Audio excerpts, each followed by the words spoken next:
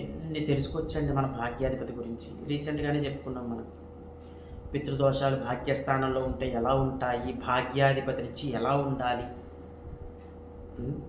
ఇవన్నీ తెలుసుకున్నాం. ఇప్పుడు కొత్త విషయాలు ఏంటంటే, భాగ్యస్థానం బాగుంటే, మన యొక్క భాగ్యాధిపతి బాగుంటే మన జీవితము 3 పువ్వులు 6 కాయలుగా వెళ్తుంది.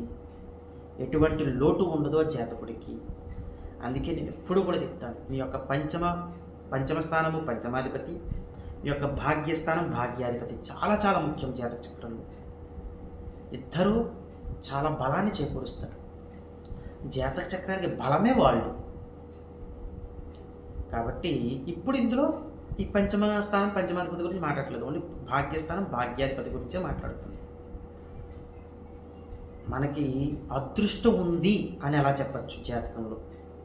జీవితంలో మనకు చాలామంది చూడండి, అదృష్టం ఉందా లేదా అండి మాకు, ఇలా మేము ఒక సైట్ సేల్కి పెట్టాము, లేదా నేను ఒక ఉద్యోగానికి అప్లై చేశాను, అది మంచి ప్యాకేజ్, లేదా ఈ సైట్ అమ్మితే మా కష్టాలన్నీ తీరిపోతాయి.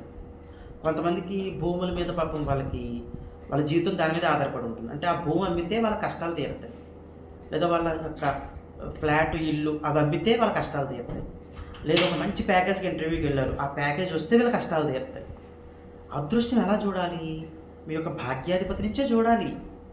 అందుకే సింపుల్గా ఎగ్జాంపుల్స్ చెప్పాను. అసలు మనకు అదృష్టం ఉందా లేదా అని మీ భాగ్యాధిపతి నుంచి మీరే చెక్ చేసేసుకోవచ్చు, ఉందో లేదో మీకు.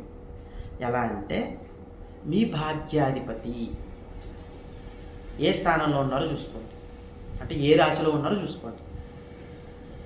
మీ భాగ్యాధిపతి ఏ రాశిలో ఉన్నారు, ఆ రాశ్యాధిపతి ఎవరైతే ఉంటారో ఆయన మీ భాగ్యస్థానం నుండి చతుర్థ రాజ్యస్థానాల్లో అస్సలు ఉండకూడదు. చతుర్థ రాజ్యస్థానాల్లో అస్సలు ఉండకూడదు. అలా ఉన్నట్లయితే మీ యొక్క అదృష్టం అన్నది అంతంత మాత్రంగా ఉంటుంది అని చెప్పచ్చు. ఉంటుంది, కానీ అంతంత మాత్రంగా ఉంటుంది, అనుకున్నంత స్థాయిలో వెళ్ళదు.